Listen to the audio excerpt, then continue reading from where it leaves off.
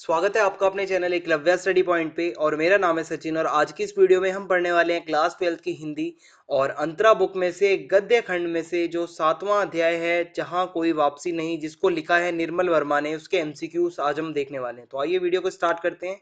और आपको बताना चाहूंगा, अगर आप क्लास 12 के नोट्स पढ़ना चाहते हो किसी भी सब्जेक्ट्स के, चाहे वो हिंदी हो, इंग्लिश हो, जियोग्राफी हो, ठीक है, तो उसके नोट्स आपको गूगल पे जाना है और eklavyastudypoint.com सर्च मारना है। आपके सामने कुछ ऐसी स्क्रीन खुलेगी और इसके बाद जो आपको ये पहली वेबसाइट दिख रही है इस पे आप क्लिक करेंगे और उसके बाद आप हमारी वेबसाइट पे आ जाएंगे।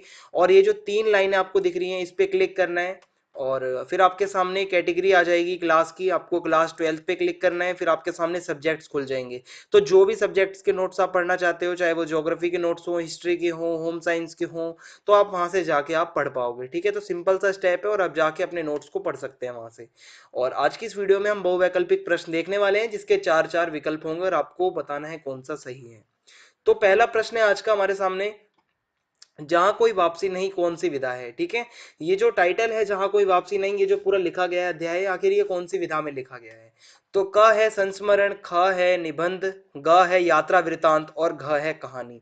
तो जहां कोई वापसी नहीं जो है ये एक यात्रा वृतांत है। ठीक है, यात्रा वृतांत जो है ये इस विधा में लिखा गया है और ग जो है विकल्प सही हो जाएगा।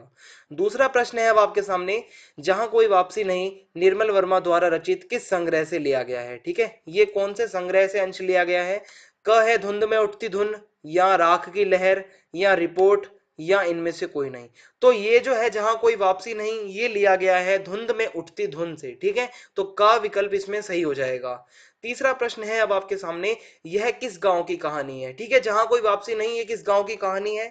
क है राग का गांव, ख है निर्जर, ग है अमझर और घ है बेनीपट्टी। तो ये जो जहां कोई वापसी नहीं कहानी है ये अमझर गांव की कहानी है, तो ग विकल्प इसमें सही हो जाएगा। चौथा प्रश्न है अब आपके सामने, अमझर का शाब्दिक अर्थ क्या है। ठीक है, ये जो गांव का नाम है अमझर, आखिर इसका जो है शाब्दिक अर्थ क्या होता है। क है जहां आम के कुछ ही पेड़ हो, या जहां आम नहीं उग सकता हो, या आम का गांव, या फिर जहां आम झड़ते हो। तो इसका जो सही आंसर होगा वो होगा जहां आम झड़ते हों। ठीक है, तो चौथे प्रश्न का सही आंसर हो जाएगा घ। अब पांचवा प्रश्न है अब आपके सामने, सिंगरौली प्रोजेक्ट के अंतर्गत क्या फैसला लिया गया था।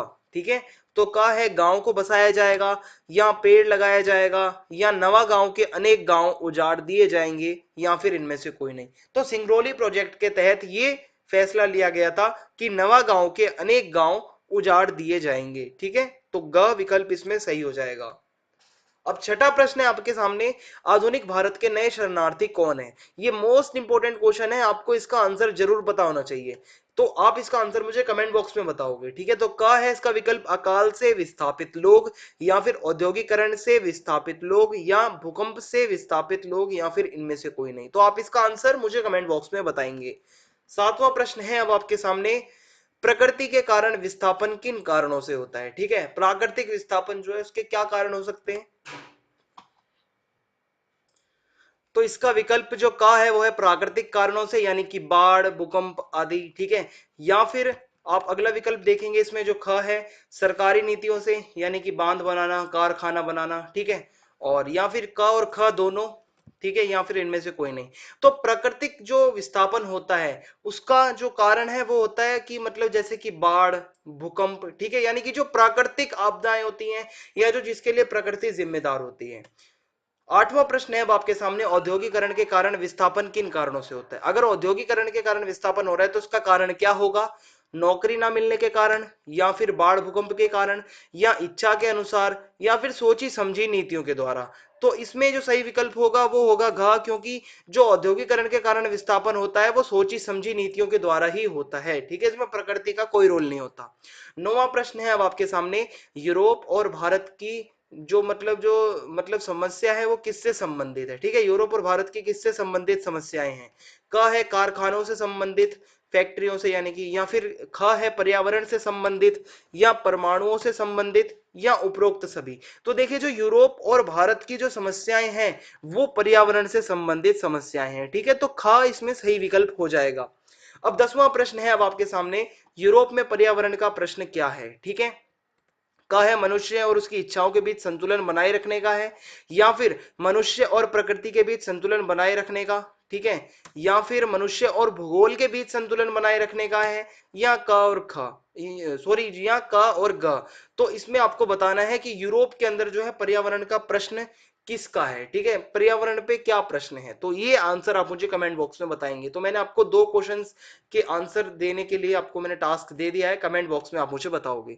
11वां प्रश्न है आपके सामने, भारत में पर्यावरण का क्या प्रश्न है, ठीक है। तो भारत की अगर बात करें तो क है विकल्प मनुष्य और उसकी संस्कृति के बीच पारंपरिक संबंध बनाए रखने का, या मनुष्य और उसकी इच्छा के बीच पारंपरिक संबंध बनाए रखने का, या फिर मनुष्य और उसकी जाति के बीच पारंपरिक संबंध बनाए रखने का, या इनमें से कोई नहीं। तो देखिए भारत के अंदर जो है, जो मेन जो दिक्कत है, जो प्रश्न है, वो है मनुष्य और उसकी संस्कृति के बीच पारंपरिक संबंध बनाए रखने का, ठीक है।